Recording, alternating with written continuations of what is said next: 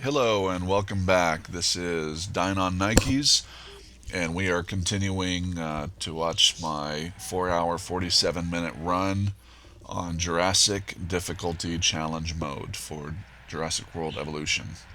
So I think where I left off, I was just starting to get my Velociraptors and Ceratosaurs for the southeast pen, and here you see starting to clear some forest in the northwest. This is always the little corner that I put my Dilophosaurs in. Because it's way off away from everything else, it's pretty rarely visited by tornadoes. In about a dozen games that I've played on Jurassic difficulty or something like that, I've only had one tornado ever come through there. That's a pretty good ratio. They tend to favor the northeast, where I've got all of my main buildings. So I've got 3 raptors incubating right now, about to release. I'm going to end up breeding 3 more. Put 6 raptors total. That's their social max. I wish that there were more, but I think canonically you've got the what Muldoon says in Jurassic Park about there used to be more, but then the big one was released and she killed all of them, at least all but 2 of them. Job is to help them. The raptors understand that we are as well.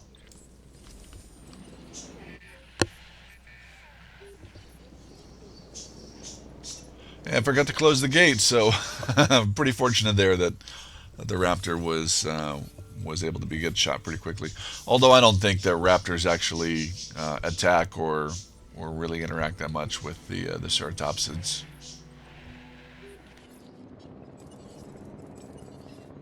Task received.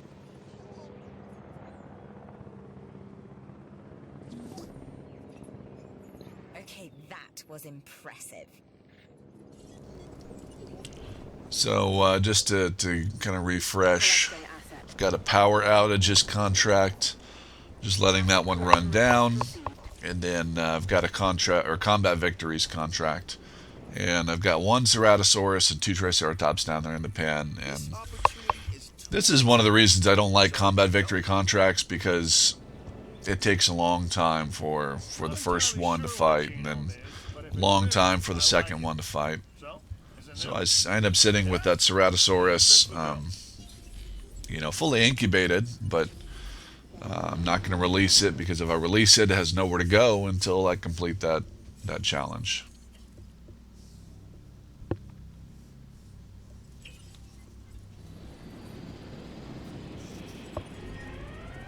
And I get my storm warning, so save the game, and all shelters open. I think this might be when my first tornado hits.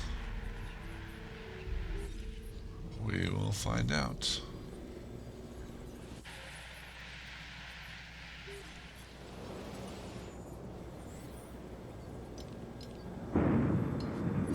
Yep, tornado time.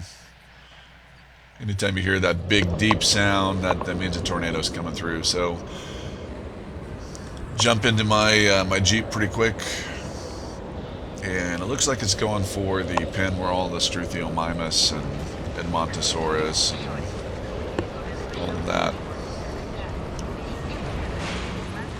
And this is me just trying to fight the wind, get pushed back for a little bit, finally get going.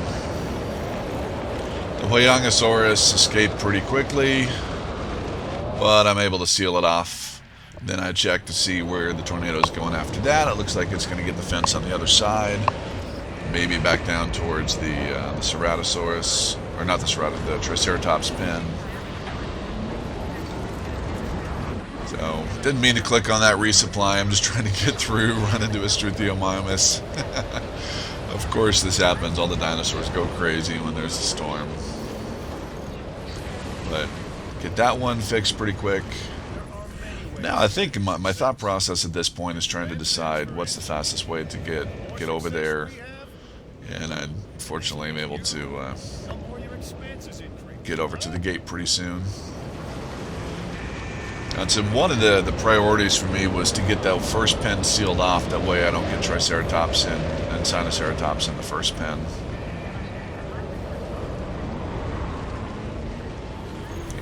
Looks like there might not be any escape dinos there. But because of my momentum, I get carried farther out, and this is where I'd get stuck in the forest. And you'll see as soon as that happens, I pop out of the Jeep and jump into my other Jeep and drive down.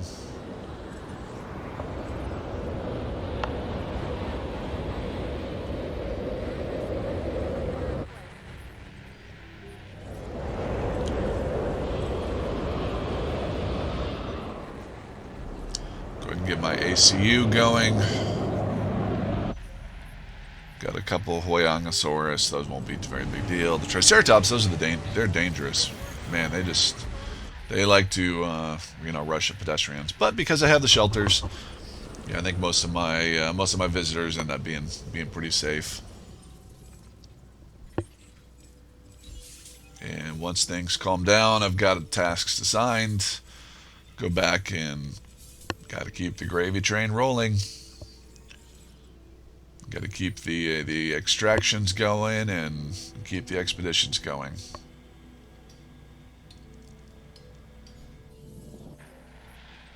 And it looks like I did research my third dig team, so that comes when I get to 3 stars. And it's certainly beneficial to get all of that extra income. I'm only kidding, but not really.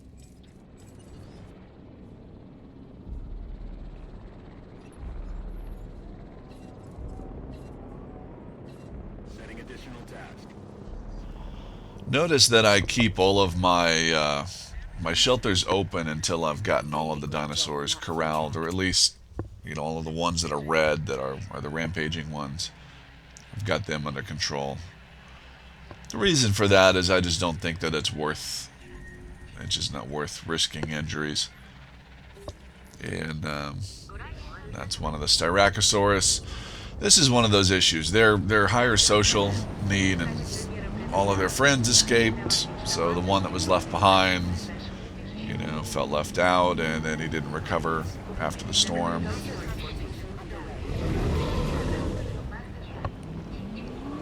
Doesn't like my Jeep either.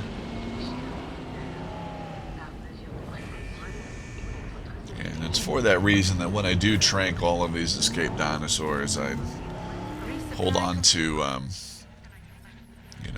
the ones that might escape again, and just keep everyone tranked and move everyone back at the same time. Now the Hoyangosaurus is a little bit different. Those are in the different pen. They don't have any social discomfort issues.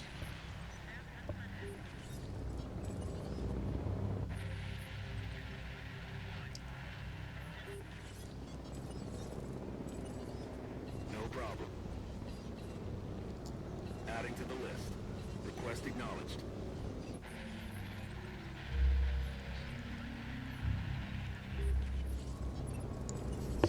So I do lose a little bit of income just waiting for, my ACU to do its thing. It might be a valid strategy since you're not going to avoid tornadoes unless you save and reload profusely. It might be worth it to have 2 ACUs, but I don't know. It probably is about a break-even proposition. About $400,000 to put one up. That's not very much money once you get into the game. Perhaps I was wrong about you.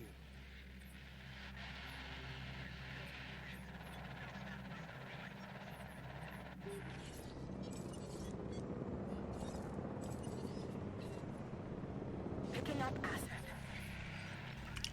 So the Triceratops, I go ahead and start moving back. They're pretty easily comfortable. And finally, I get my first fight between the Ceratosaurus and the bait Triceratops. Got a little concerned at first since I have all these escaped Triceratops. Sometimes they do fight with each other. You'll actually, I think you'll see that a little bit later in the game when I make a mistake. Hey, just heard of a great opportunity we should get behind. Asset transported. Still have my shelters open. Collecting asset. Just waiting until I feel a little bit more comfortable. But there you can see I checked what's the status of all of my Pick up the asset. ACU Asset tasks. collected. And Asset requiring collection.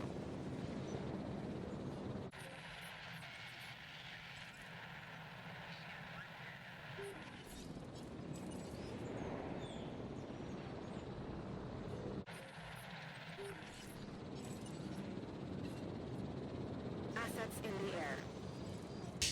I try to time it in challenge mode, at least in challenge mode, or maybe it's every mode after 1.4 update. You get five transport helicopters at a time. No problem. So of course, the last thing I want to do is end up in a scenario where I've got unhappy dinosaurs because the first wave is still going on and the second wave has not started yet. So I'm just making sure that they all end up traveling back at approximately the same time. For blue, well, All right, now that I've tranked all of the escaped dinosaurs, and I can continue releasing and continue with my my dinosaur plans.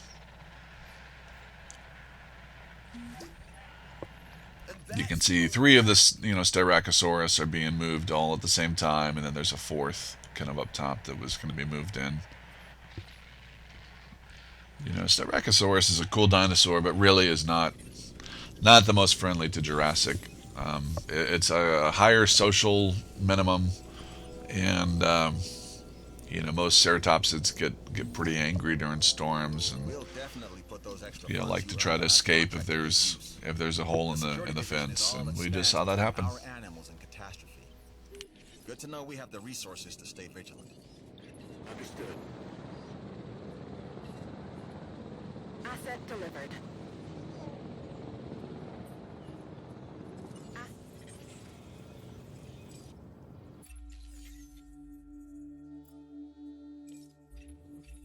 Security All isn't right, always things easy. are. Oh, there we go. Rage in the cage. I wrote on my website. I had a contract one time for a Chunkingosaurus to kill a T-Rex, and I was like, that's just so ridiculous. I've got to try it, Asset transportation and underway. it did not work out well. Heading I had to collect the asset. took about 30 minutes or something like that for me to make sure that it happened, and I really like this one. took a lot of effort. So I get rid of that pretty quickly.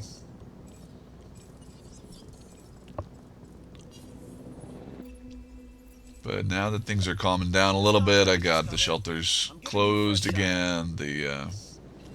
Everybody's kind of walking around, Picking up asset. starting to buy stuff from all of my shops Asset again. transported. Income's back up, and I need to get started pretty quick on keeping other dinosaurs going. I do have to. This is the third Ceratosaurus that I'm incubating there. I'm waiting on that one fight mission that I foolishly decided to complete to actually complete. The problem is if you get three Ceratosaurus in a pen and you've got a mission, even if it's the two different combat victories, more often than not you're going to end up. One Ceratosaurus will take the first Triceratops, the second will take the second, the third will take the third, and it takes four Triceratops to Asset get to that delivery confirmed. two combat victories number instead of just two. Combat is not an efficient way to increase dinosaur rating. You do keep half of the rating of the dead dinosaur, but where you can take the most efficient dinosaur there is that is fightable, which is probably Ankylosaurus or Crichtonsaurus, and you just you don't gain very much. It's along the lines of breeding an Indominus Rex or Indoraptor or something like that, which they're very expensive in terms of efficiency. So this is pretty typical. I just fence all the way along the outside. Bottom line, Then I just draw a fence about halfway down to where I've got two different pens that I put 12 Dilophosaurus in one, 12 Dilophosaurus in the other. Here to just a brief break in the game. I think I'll get back to it in just a second. I didn't pause the video.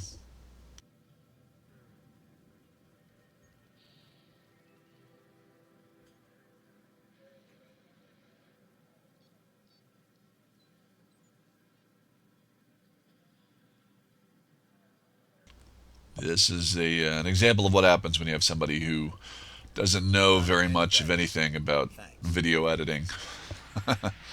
It's not worth my time to try to go in and cut and paste and I do all want of to that. take this contract. So my apologies if the video Correct? presentation and the sound is not as good as it is on more professional YouTubers. But my goal is just to get a video of one of my runs up. That way, people can watch and imitate. Different people learn different ways, and my assumption is that some people will be able to watch this and come up with their own ideas and end up with a much better time than what I ended up doing.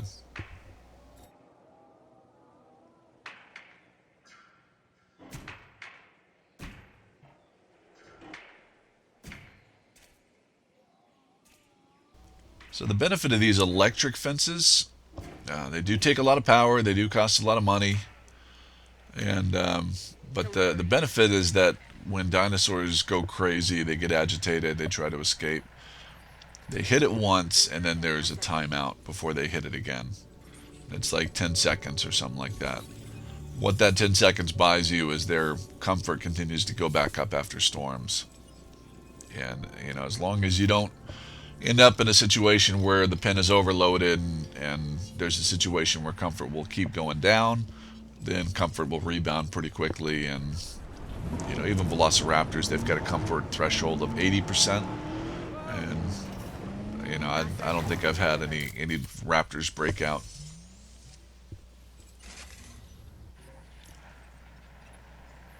You have a real eye for composition.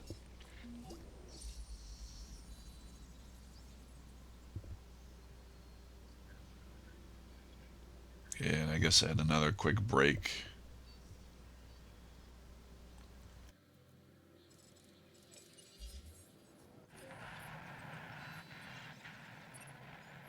Those pictures you took did the job. Well done. So even here, I'm more than halfway through my run. Finished in 447. Here I am at 232. I'm still going strong.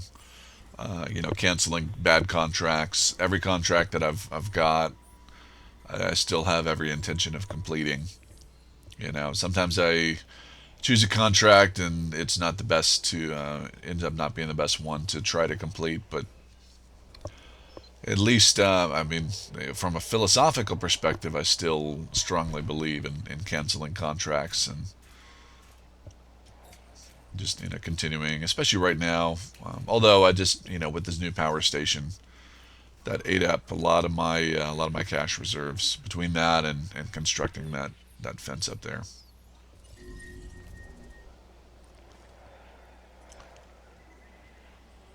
And looks like maybe my last Ceratosaurus Triceratops fight is going on. Yep, that's what that is. So here we are. It's maybe been 20 minutes or something since I first got that contract, and that really was not worthwhile. Thanks to your hard work.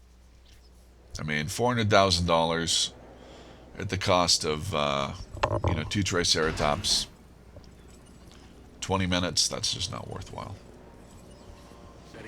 Now, really, is $600,000. When you look at the cost of canceling a contract, there's the opportunity cost as well. So, or I don't know if opportunity cost is the right word, but you have the cancellation cost plus the opportunity cost of not completing the contract. So it's 400. The cancellation cost is always half of the reward. So that's 200. 400 plus 200 is $600,000 minus the the cost of completing the contract. 2 Triceratops, about $230K a piece. Ended up being a net positive to complete the contract of I guess it'd be about $140,000 plus a little bit of rating gain for my Ceratosaurus, and Asset being transported. could have bred just about any other dinosaur for less and Asset collection request received. made more money with other contracts.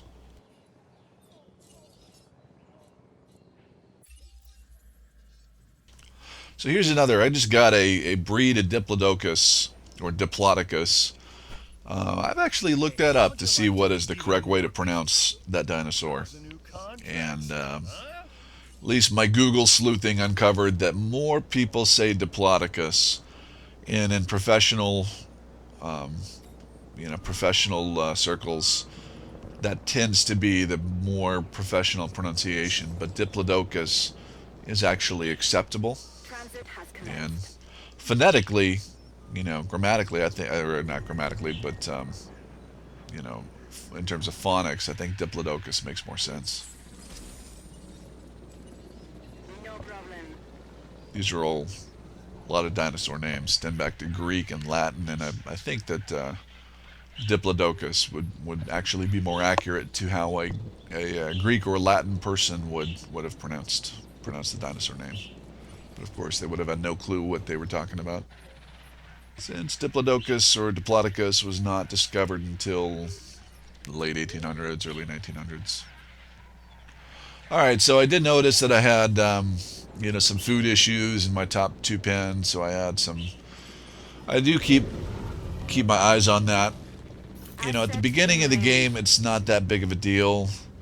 But when you're trying to get that 10,000 point welfare bonus, it really is hard to, or 10,000 point dinosaur bonus, it's hard to have a welfare penalty. So, that's just, I do try to keep enough feeders. I don't worry about it if I'm a little bit low at the beginning, but at the end, you got to have all your dinosaurs well fed, well watered.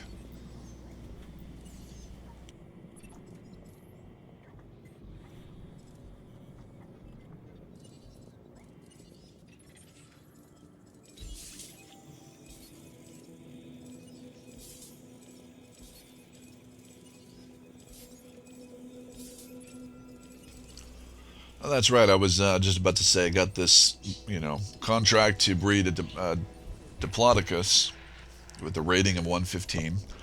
That is less than their max genome rating. I think they're 122 when you have max genome. So I thought to myself, hey, I like to pretty much spam Diplodocus all over the park. That's a good contract.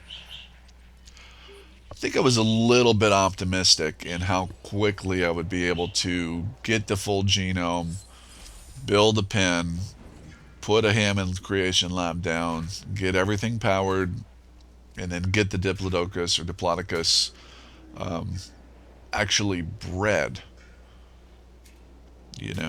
It's one thing to Asset get the transportation genome, complete. but those guys, I love sauropods. They're some of my favorite dinosaurs, but they take forever to incubate.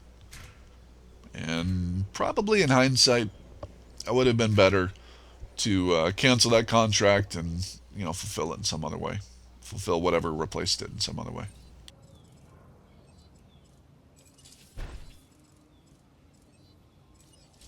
All right, once I'm at this point, this is pretty much my typical setup for a creation lab.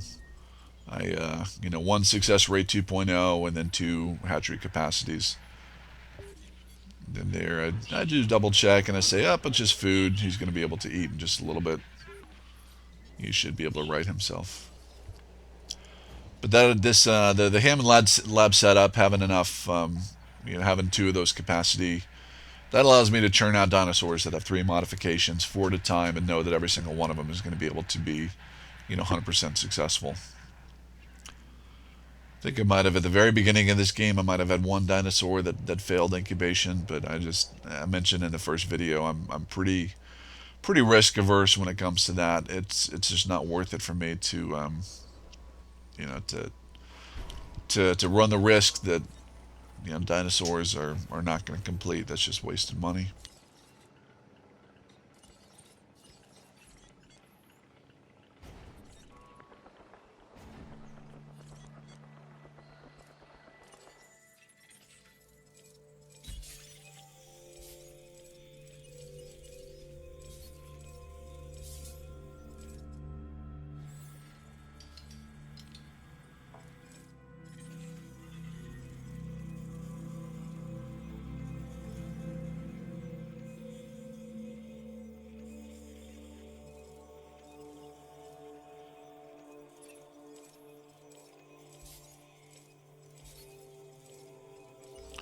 So there, I knew that my last contract would come in as soon as, or my last expedition load of fossils would come in as soon as I had cleared out one space.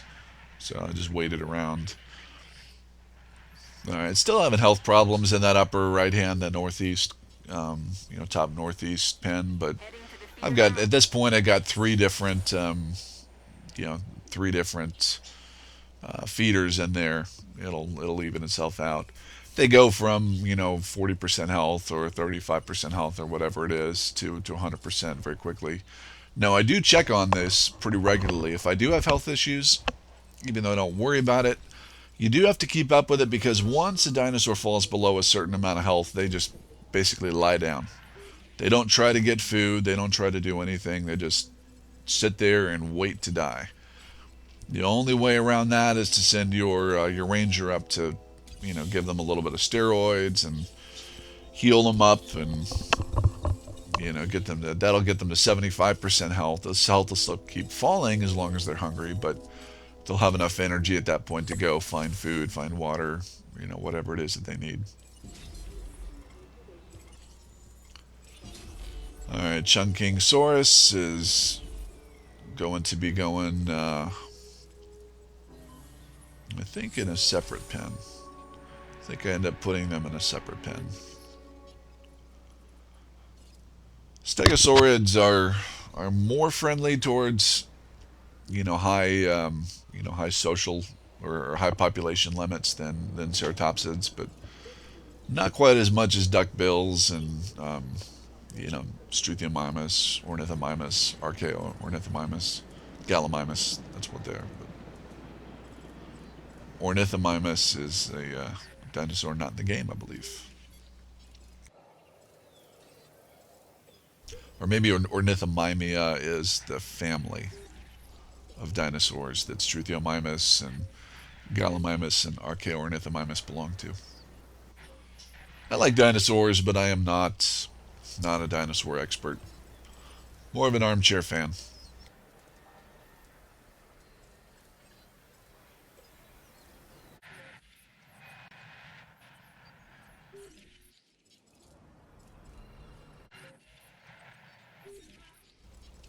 This is a pretty typical go around, just making sure I've got enough capacity. If there's a shop at 300 out of 300 capacity, there's no good reason to keep it there. You always want to increase it as much as you can. Continuing my expeditions. I'd be willing to bet at something like 10% of my time, 15% of my time. Every single game is just deciding what to research, or what expeditions to run, and you know managing all of that. And that's important because that's where a lot of your income actually stems from. So yeah, here I use my hotels to provide dinosaur visibility, which is not important at all, but I figure you can, so why not? It serves as a focal point for visitors to the park. So hotels are going to have all of the guest facilities anyways. I might as well put some dinosaurs there. That way, poor little Timmy can wake up in the middle of the night, scared to death at the T-Rex that's right outside his hotel room. Because that sounds like a great idea to me. Nice But job. I don't think we're starting to understand. what I decide to do is I take all my Chunkingosaurus and I take my Hoyangosaurus, and they have very similar needs. They need a little bit more forest. They have pretty similar social and population requirements.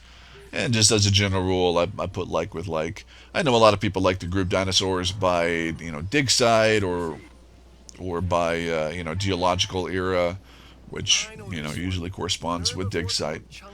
Um, for me, that's never been something that I've done. Takes a little bit of extra time to think about. Got to worry a little bit more about social and population and grassland versus forest and all of that stuff. And I'm pretty content just taking the easiest route possible, which is group like with like. Then it's a lot less likely you're gonna make a mistake and end up with unhappy dinosaurs.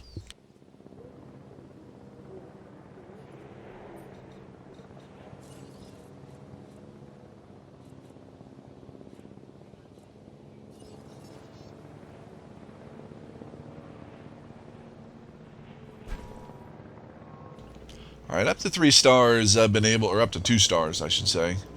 I've been able to get away with not having amenities down by that one viewing gallery, and yeah, probably what I could have done is just get rid of the viewing gallery. Now that I'm just watching this back, there's no real reason for it to be there. It was the result of an earlier contract, and it'd be an easy $100,000 that I'd have in my pocket to do something else with. Because I mean, like I've written about more extensively on my website, there's nothing to be gained, as far as I know, by dinosaur visibility. There's nothing to be gained by transport rating. That's why you don't see me research the taller viewing tower. That's why you don't see me research the monorail, and both of those are, I think, are $1 million research items, plus the cost of setting everything up. So by not having any of that over the course of the game, I probably saved $3 to $4 million, something like that is my guess.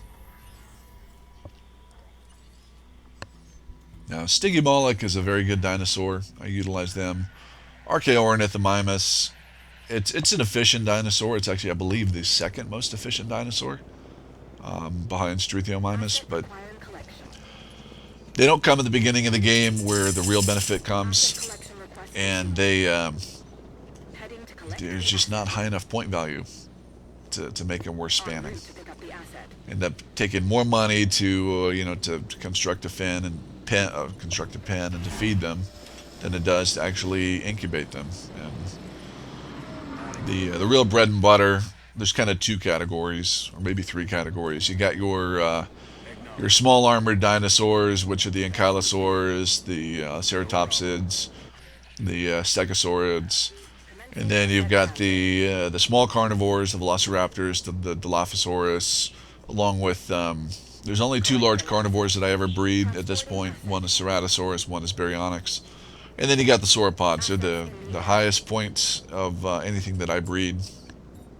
Some of the larger carnivores like T-Rex and Indominus Rex, Spinosaurus, they can really get up there in terms of point value. They're very point efficient in terms of, if you breed 5 T-Rex, that's a whole bunch of points. But 2 big issues. Number one, they're not cost efficient at all. And number two, each T-Rex is going to need its own separate pen. One of the advantages of the Ceratosaurus is that you can put 3 of them per pen. And even Baryonyx, you can put 2 of them. So Baryonyx is relatively cost efficient for a large carnivore, and you can put 2 of them per pen. So I end up doing that, and I feel like that 2 Baryonyx is more valuable than 3 more Ceratosaurus, given that Baryonyx adds an additional species to the park, and you got to end up with 25 species to get rid of the variety bonus.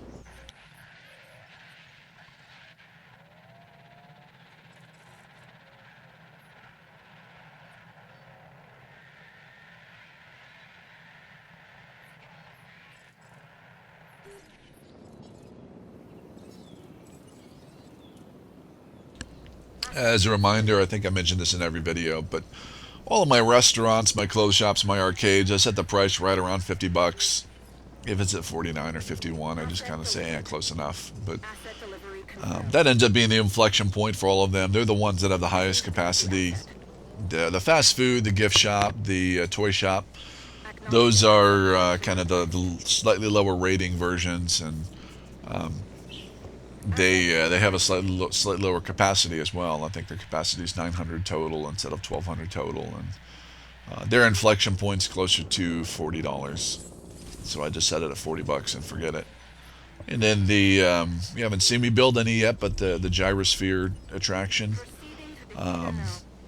that has a lower capacity of 800, I think. And I've said the same number in every video, so I certainly hope it's right. But whatever I said, I think I set the price at $35 for that. That seems to be the inflection point. Maybe later in this video I build one. It's either this star or the next star. I forget which. I do build at least one, and I'll talk about it again a little bit more depth when I get there.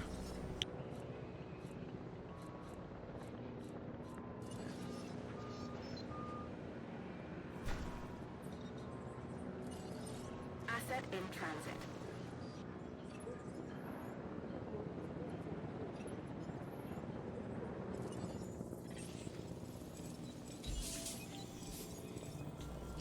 Now the Deinonychus or Deinonychus, again, it's the same thing with Diplodocus, Diplodocus. I don't know which is the right way. They are they're cool dinosaurs. They actually Deinonychus and Ankylosaurus growing up were my two favorites. Um, but they're just not as cost efficient as Velociraptor, or not especially not as cost efficient as the Dilophosaurus. I think you can put more per pen than you can with Velociraptor, but and I think 6 Velociraptors ends up being a better value than 8 or whatever of the 7, whatever the number is for Deinonychus. Plus, the Deinonychus have a minimum social of 3 compared to the Velociraptor has a minimum social of 2. That means that if they ever escape, they cause more havoc. Let's say you got a scenario where you've got 7 Deinonychus and 2 of them escape. Those 2, their comfort's going to keep going down and down and down and down. Or you got a scenario where 5 of them escape and 2 are left. Those 2, their comfort's never going to be resolved, and so you might as well just let them out, and you're going to have to ACU, trank them, and put them back. And it's just a slightly additional risk. All of that kind of works together to, in my mind, to say I typically breed 1 Deinonychus and release him at the very end of the game, and I don't care that he's uncomfortable because I'm going to hit 5 stars. And once I hit 5 stars, I sell the park and I go home, and I don't care what happens to the guests or the dinosaurs at that point.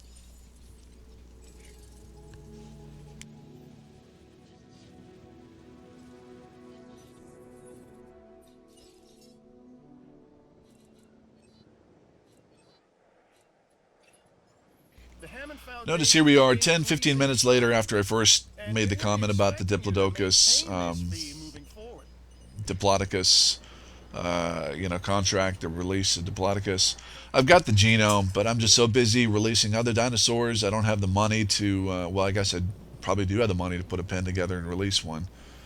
But it gets away from me, and I think in the future, if I were to get that contract, as much as I would not want to cancel it, I'd focus on what I've already built, knowing that it's going to take a little bit more time to get the Diplodocus out.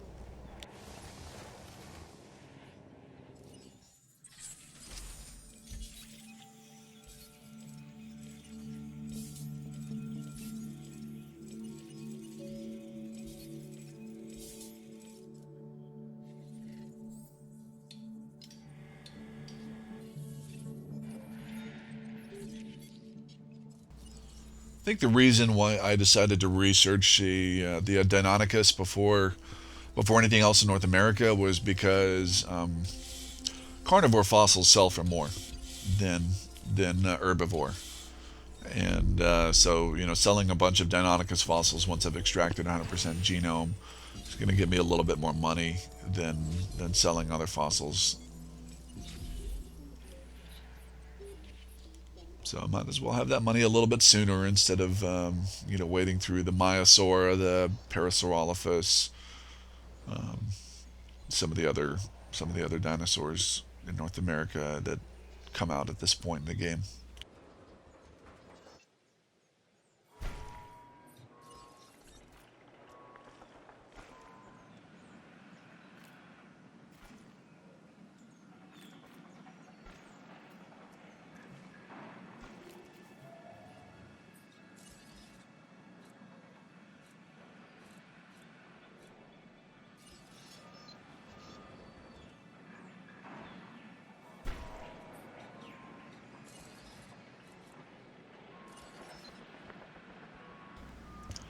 So pretty much every place that guests go, they're going to require these these facilities, and it doesn't really bother me too much. You end up making money on them in the long run. So you spend a little bit more money. There might be ways to to take advantage. I do know. It might have been Best in Slot, but somebody that I was watching months ago when the game first came out, they wanted to prove that you could get to 5-star with no dinosaur visibility and no transport rating, and so they had a cluster of hotels and that was the only place that the visitors could go. They couldn't see any dinosaurs, and it still had 5 stars. And you might be able to get away with fewer guest facilities, restaurants, arcades, shopping facilities, all of that. But I don't know. Maybe that is a little bit more efficient. Somebody should certainly try that. I might try that in a future game, but for now at least, I'm using hotels to kind of serve as a base for dinosaur pens. And if you do it that way, you've got to have a lot of guest facilities. And I am Now I all do wait about until a little bit later in the game. I don't buy a lot when I'm less than 1 star. I don't even buy a lot when I'm less than 2 stars. But now I'm 2.5 stars. Cash flow is more consistent because I've got the 3 dig teams going out. I got the dig yield, got the extraction speed on my fossil centers so that I can keep up with the expeditions, and it's a decent use of money.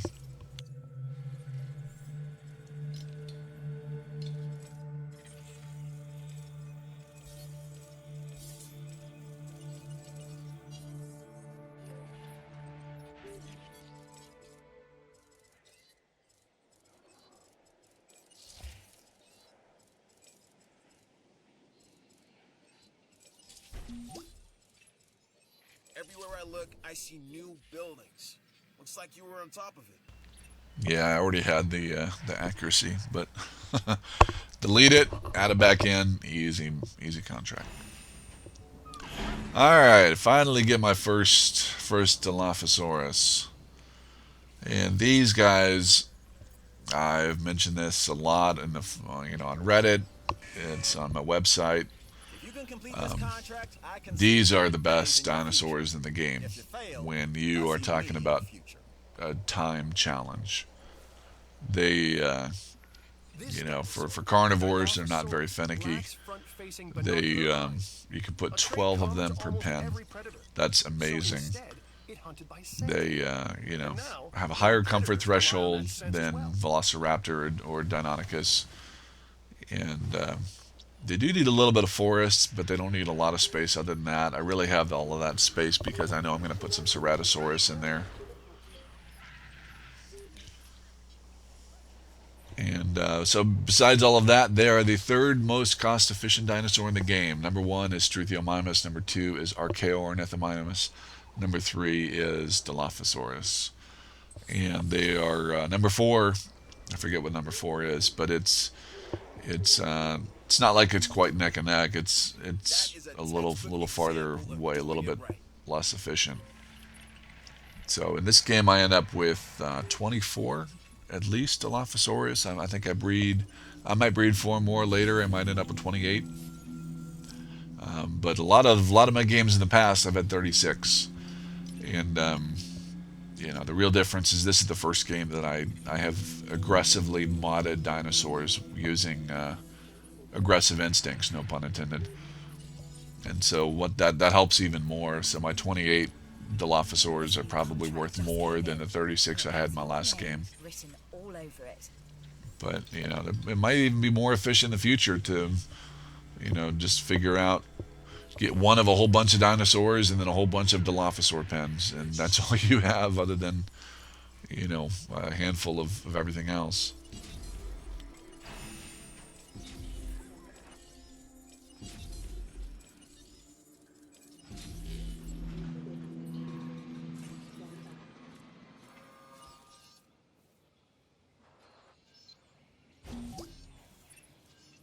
You rose to the challenge. That takes commitment.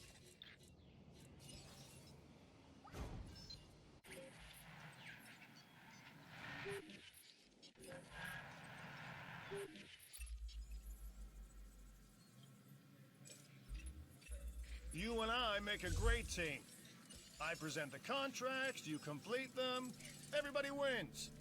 So how about we rack up another win? So I get a mission for it's all in the ratings, or I'm sorry, more teeth. More teeth is get to 2.0 dinosaur stars. I take a quick look. I see I'm at 1.2, and I realize This there's opportunity is solid. It can really it's help going to with take a team. while before I get to 2.0. So I go ahead and cancel that one and get a much more much more friendly contract to replace it. Since my faction reputation is pretty high, I should probably spend a moment to talk about the buildings that I'm avoiding to research that are the faction specific. It's like the Science Center and the, whatever the big entertainment center is that's featured in the movie. I've played with them and I've played without them. I think the payback period is a little over an hour if I'm doing my math right. At that point, I don't know. You know, I'm at 3 hours right here. I finished in 4 hours, 47 minutes. Maybe it is more efficient to build them and have that extra income. But it's a little bit more effort, and I haven't had a good chance to test all of that out at this point. But probably at some point in the future, I'm going to see if I can feel like I gain a little bit more, or at least put together some more math related to those. It'll be worth it. You'll see.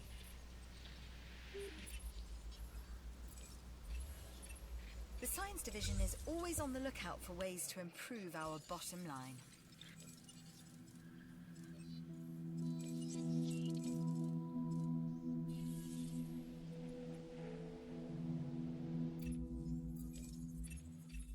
An opportunity has presented itself.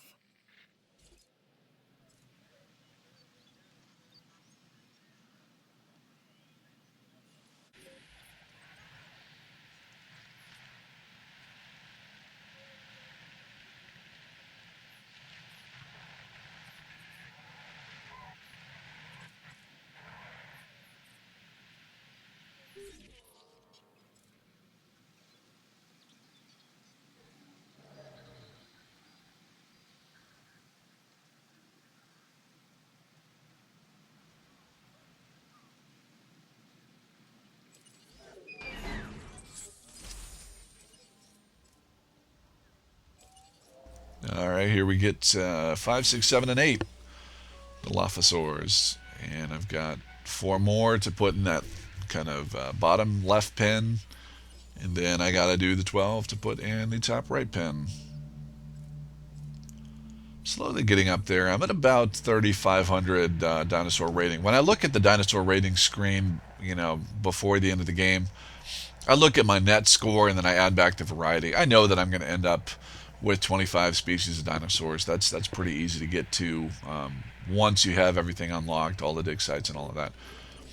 So I don't ever worry about that. I add that back in, and kind of that tells me, all right, I'm about a little over a third of the dinosaur rating points that I need to be at right now. It'll probably be close to 40% of the rating points I need to be once once all the Dilophosaurs are released. That means I've got about 60% more. You can see, I'm at 3 hours out of 447. So I'm a little bit more than coming up on 2/3 of my way into the game, and I'm just over a third of the dinosaurs needed. That's pretty typical. The beginning of the game, cash flow is a little bit slower, and you just can't afford to pump out quite as many dinosaurs. Towards the end of the game, cash comes faster, but you still find yourself low at times, but you are pumping out a lot more, and that brings people into the park faster. And I pretty typically find that going from 3.5 stars park rating to 5 stars is the most hectic part of the game by far. The beginning has a lot of slow points. You can kind of take your time, plan stuff out a little bit more. You still want to move fast, but there are going to be times where your dinosaurs are doing their thing, your expedition crews are doing their thing, your extraction teams are doing their thing. You don't have very much to research at the beginning, and you just kind of take it slow. Later in the game, you can almost always find something to do. Here I've got some downtime, so I remember, I've got the Diplodocus contract. I might as well get on that. So I just make huge pens. Space is never really an issue. At least not for me in Jurassic difficulty. I've got plenty of room, make massive pens to where even the Camarasaurus and T-Rex side by side would be happy. I think those the When things go either wrong, I think it's the who do number they one turn to forest first? need and the number one You grassland guessed need it. at the same time, So consider this contract part of us always being ready. and I just go from there.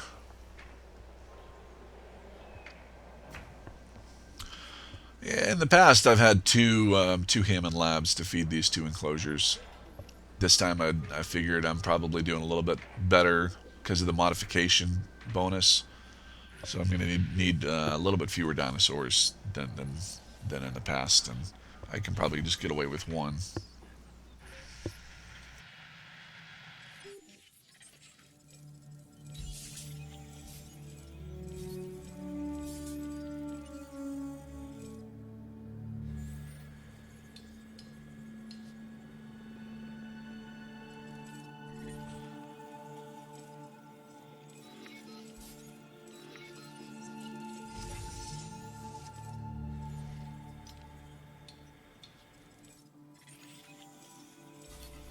And for my expeditions, I keep focusing on North America until those are a little bit cleared out. Then I go back to Asia and then pop back to North America. And there probably is a an ideal route, but I end up changing stuff. Right now, there's a lot of variables in this game, and I tend to prioritize figuring out other variables, and I go back and forth in terms of the order that gather and extract dinosaur fossils.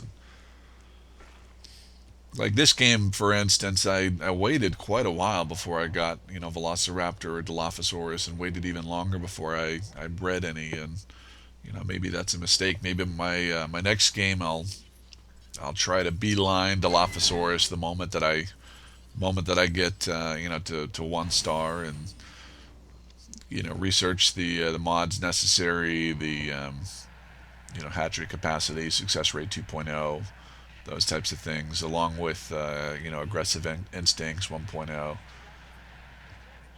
and the of course the heavy electric fence, heavy steel You electric, made the security division look that good today. kind of keeps them all Let's make that contained happen, when they're shall we? unhappy.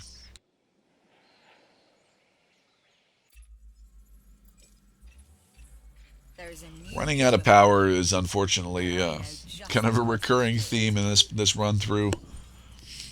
I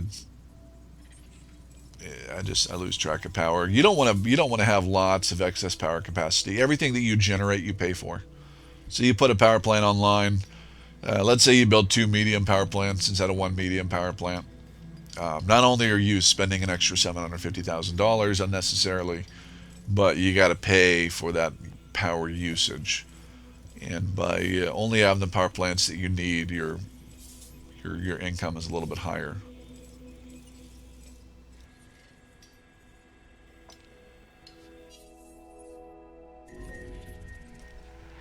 Downside, of course, is that you run out of power, and you got to do the shuffle where you turn off Hammond incubation labs to make sure everything else is powered. Additional task.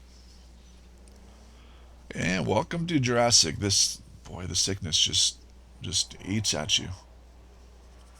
Once every half an hour or something like that, you get dinosaurs get sick. Once every half an hour, you got a storm come in.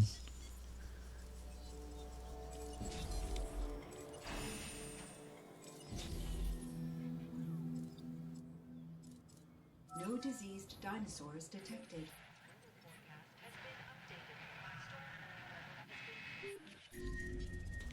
And a lot of the time, they come at the same time. So I got a storm warning, so I'm going to save. I'm going to open the shelters.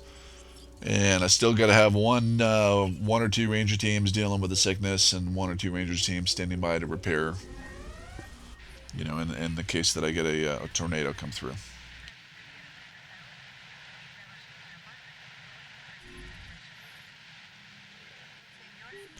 Though this storm looks like it is not a tornado, which I'm grateful for.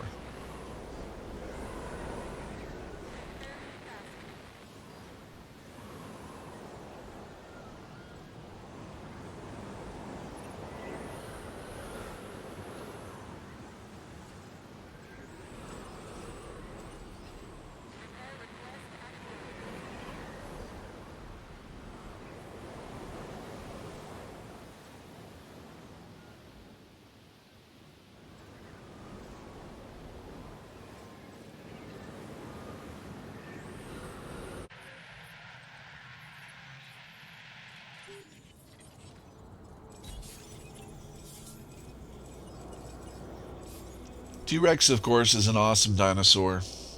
Everybody loves the T-Rex. It's incidentally the only dinosaur in the game that has not only the genus but the species name. They don't call it Tyrannosaurus. They call it a Tyrannosaurus Rex. Compared to Deinonychus anteropus or Velociraptor mongoliensis. I think that's just a result of the T-Rex's popularity and just the nomenclature. You know, it's not a Tyrannosaurus; it's a T-Rex. That's how most people refer to it. But in any type of challenge mode, I've got to say, I think the T-Rex is the fourth least cost-effective dinosaur in the game, or something like that. It's not worth doing. The only reason that I am extracting the genome is because the game will require me to extract the genome. You know, I can sell as many T-Rex fossils as I want, but after I sell 4 or 5, it tells me that there's no demand, and I can do one of two things. I can either extract it, or I can buy a lot of excess capacity and for my fossil center, and that capacity will just sit there. All those fossils being unused, unsellable, unextracted. Notice here I'm just checking up on my velociraptors, on my dilophosaurs, making sure that you can see a lot of them are panicking, and now they're back up above the 80% threshold.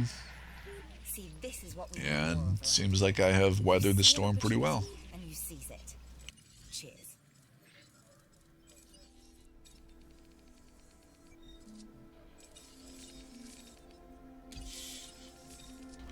Again, I don't know why I end up doing the baryonyx. I think I end up breeding the baryonyx before I do Diplodocus.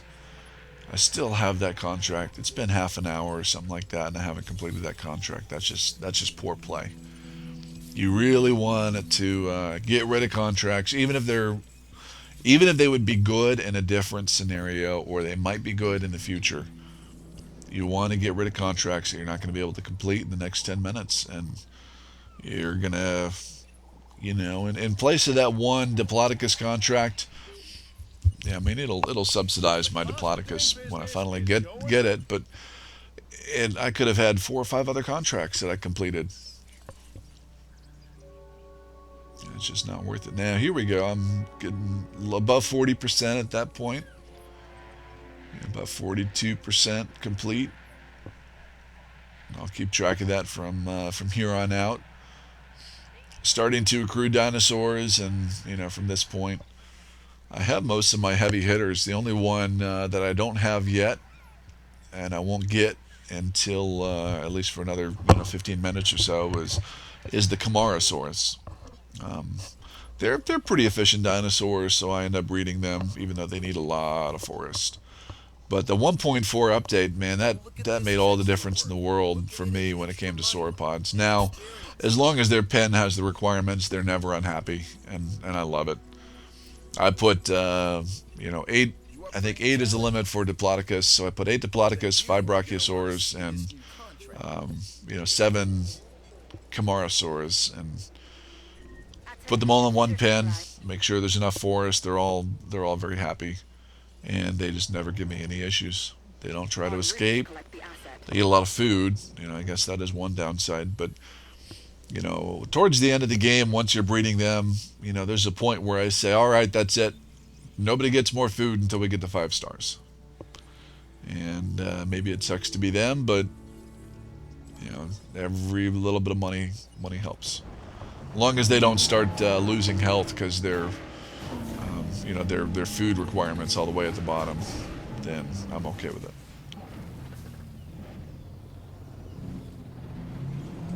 This right here is one of the reasons I like to clear forest in my free time. Clearing forest is pretty dirt cheap, and I really should have done that. Anywhere where my Jeep might end up going, forest should be cleared, and that's crash number at least 2 in this game. I mentioned before, I am not a very good driver of these Jeeps. I like all of the physics that are involved. It feels, reasonably realistic, but yeah, when it comes to dealing with all of the different levels and curves, and I'd just rather go fast and crash and get back going again.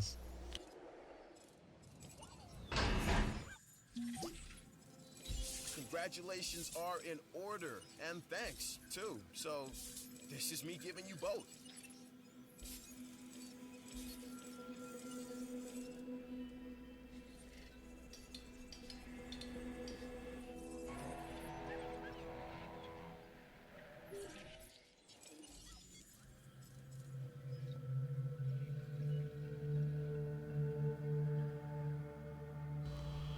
Again, I don't know why I did the baryonyx before the diplodocus.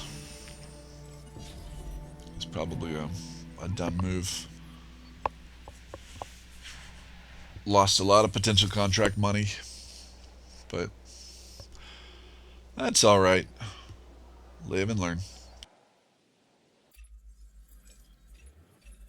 I know you've handled work like this in the past, so this contract should be right up your alley. Here's another viewing, dinosaur visibility. I toyed with the idea of putting,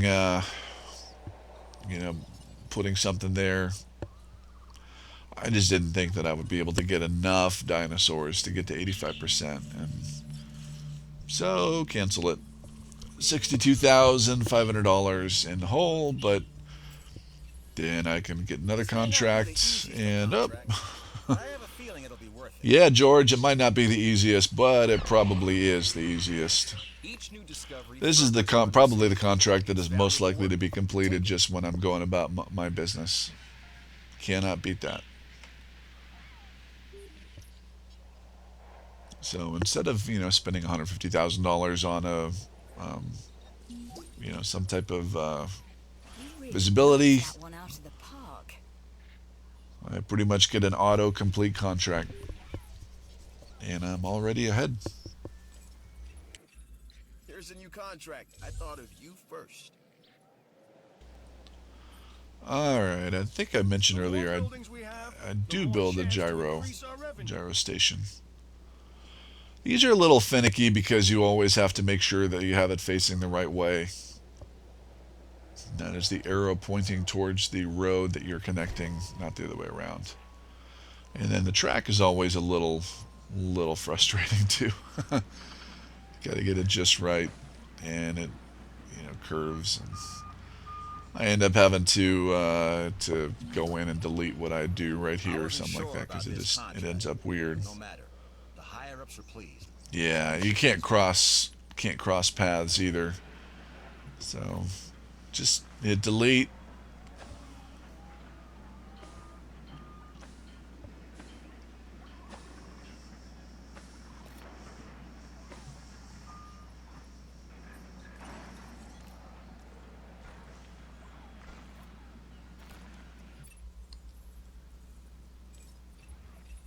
I've looked this gig over.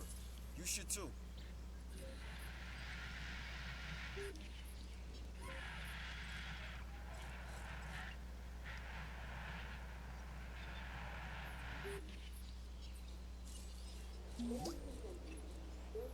Way to go.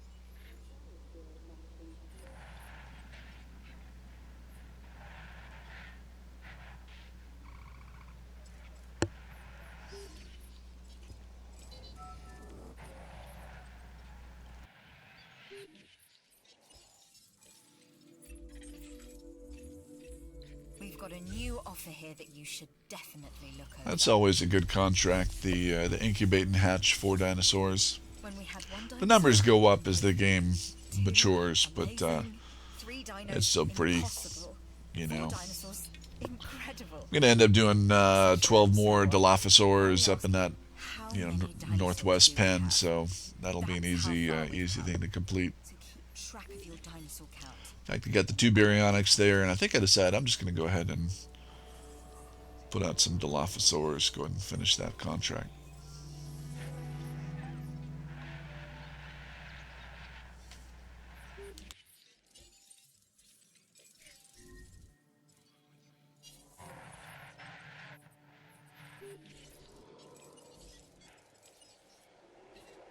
Responding to resupply request. Confirmed. I usually try to refill all of my feeders at the same time. That way, when one goes, I know that all of the others are going to go pretty soon. They don't go out based on capacity. They go out based on time. You know, there's a certain amount of food that's put up for a certain amount of time, and you know, if the dinosaurs eat it, then they eat it. If they don't, then it goes to waste. You know, it's kind of the same as having meat or cheese or bread in your house. All right, so this is me taking all of this kind of in between space.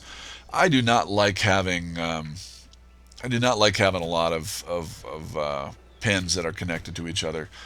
You just have a very high risk when a tornado comes through that you're gonna mess something up in some way, and dinosaurs are gonna get from one pin to the other. And towards the end of the game, that's the only time that I think that it's worthwhile. It's a worthwhile risk. So I go ahead and build that. I fully expect that I'm going to be filling them with dinosaurs at some point.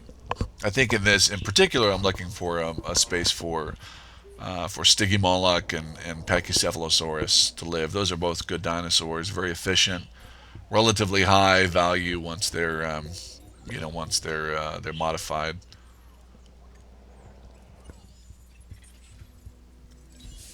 But I do think I run into a little bit of an issue down the road with them as well. So you'll probably see that in the next video.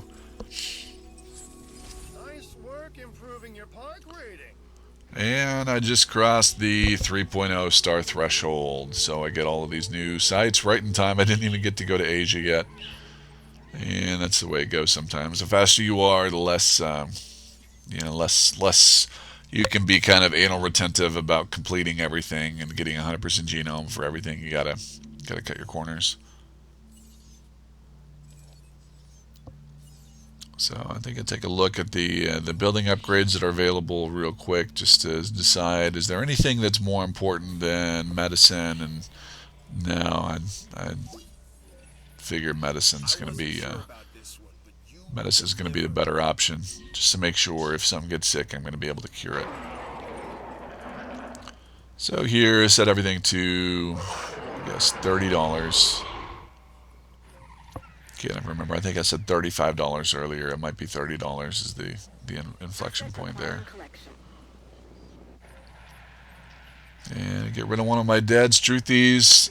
It's still hanging around from the very beginning of the game. I've got something for you, if you're interested. And this is about when I think I call it a day for this video. So thank you all for watching.